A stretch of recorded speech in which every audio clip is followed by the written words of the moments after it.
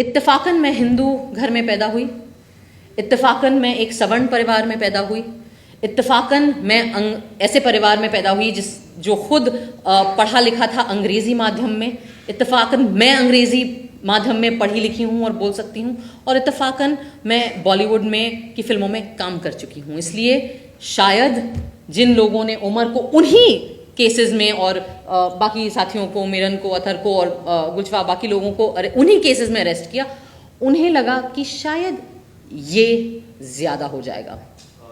आप एक मुसलमान को आतंकवादी बता सकते हो, लेकिन शायद एक Hindu x naval officer, teacher, professor mother की बेटी को आतंकवादी बताना थोड़ा ज़्यादा हो जाएगा, कन्वीनियंट नहीं होगा।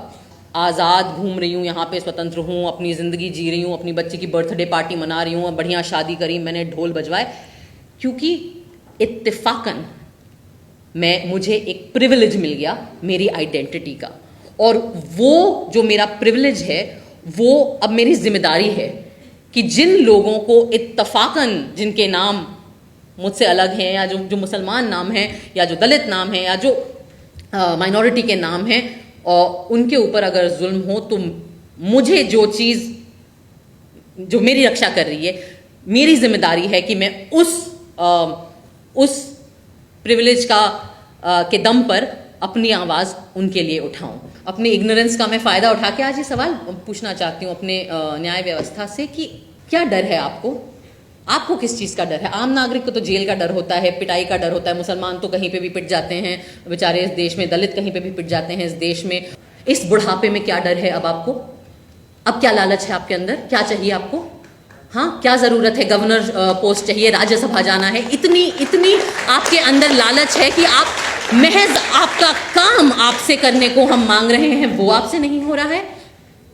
इस देश का हर नागरिक कुछ चंद माननीय न्यायाधीशों के ईमान पर हमारी जिंदगियां टिकी हुई हैं आज के वक्त में, क्योंकि हर दूसरा इंस्टीट्यूशन अपना काम नहीं कर रहा है। मुसलमानों के साथ तो सबसे आसान बात है, उन्हें आतंकवादी घोषित कर दीजिए या गद्दार घोषित कर दीजिए। 400 पार करने गए थे, वो 240 में निपट गए। 56 इंच के कपड़े फिट आते थे, उनके कपड़े नॉर्मल साइज के हो गए हैं। ऐसा लगता है कि हमारी न्याय व्यवस्था भूल गई है कि कितने सालों से ये लोग जेल में बिना बेल के, बिना ट्रायल शुरू हुए पड़े ही हुए हैं। तो मैं आज इस मंच के माध्यम से हमारी न्याय व्यवस्था को याद दिलाना चाहती हूँ कि 4 साल कितना लंबा वक्त होता है। सितंबर 2020 में उमर गिरफ्तार हुए थे। 4 साल में मैं अपने फहाद, जो मेरे अब पति हैं, उनसे मिली। दोस्त थी पहले, जब उमर गिरफ्तार हुए हम दोस्त थे, जब अतर गिरफ्तार हुए हम दोस्त थे, महज दोस्त थे। उन 4 साल में हमारी दोस्ती पक्की हुई। ये लोग तभी भी जेल में थे। हमारी दोस्ती और पक्की हुई, ये तभी भी जेल में पड़े रहे। फिर हमें मोहब्बत हो गई, ये तभी भी जेल में थे, इनको बेल की सुनवाई भी नहीं हुई थी। फिर हम एक दूसरे के परिवार से मिल लिए, तभी भी जेल में थे। परिवार मान भी गए, हिंदू मुसलमान शादी है, परिवार मान भी गए, न्याय व्यवस्था अभी तक नहीं मानी हमारी। हमने शादी कर ली, हमारी बच्ची हो गई, हमारी बच्ची अब 1 साल की हो गई।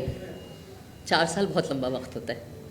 गोदी मीडिया, इंडिपेंडेंट ऑल्टरनेटिव मीडिया की बात नहीं कर रही, आप लोग सच्चे दिल से अपना काम करते हैं, हम उसके आभारी हैं।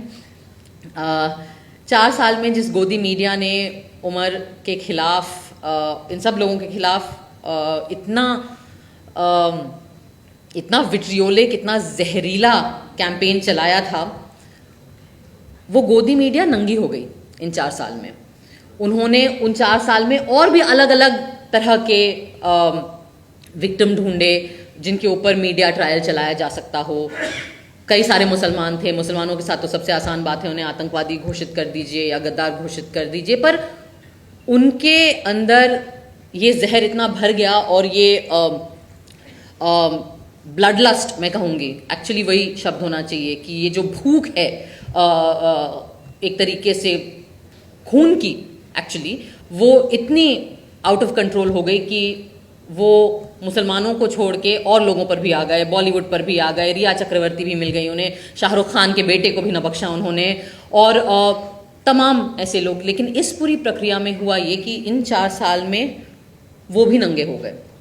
आज की तारीख में आप लोगों के वीडियो और पॉडकास्ट फिर भी लोग देख लेते हैं, लेकिन आम जनता भी अब जब अर्नब गोस्वामी या उनके ट्रू कॉपी वर्जन हैं और उसके जितने गरीब वर्जन हैं उनको सुनती है, वो भी जानती है कि ये झूठ फैला रहे हैं। 4 साल में और भी चीज़ें हुई। जिन लोगों को 56 इंच के कपड़े फिट आते थे, उनके कपड़े नॉर्मल साइज़ के हो गए हैं। जो लोग 400 पार करने गए थे, वो 240 में निपट गए। 4 साल में हमारे न्याय व्यवस्था के जो माननीय न्यायाधीश हैं, उन्होंने भी कई जगह जाके न्याय की परिभाषा पर कई भाषण और एलोक्यूशन कंपटीशन और रिसाइटल दिए, अलग अलग कॉलेजेस में, अलग अलग विश्वविद्यालय में, दुनिया के अलग अलग देशों में भी। 4 साल में इस देश का एक कन्विक्टेड, मैं नहीं कह रही हूं, हमारी न्याय व्यवस्था ने जिसको कन्विक्ट किया है रेप का, वो इंसान राम रहीम, वो भी 4 साल में 10 बार बेल और परोल पा गया।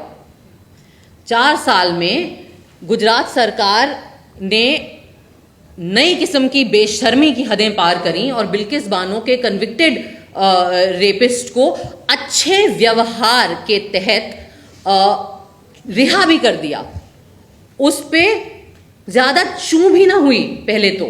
फिर जब आउटरीच बना सोशल मीडिया पे, इंडिपेंडेंट मीडिया में जो एक्टिविस्ट लोग हैं उनके तहत, 4 साल में चलो गिर के सुप्रीम कोर्ट ने उस कन्विक्शन को, उस रिहाई को भी ओवरटर्न करने का टाइम आ गया।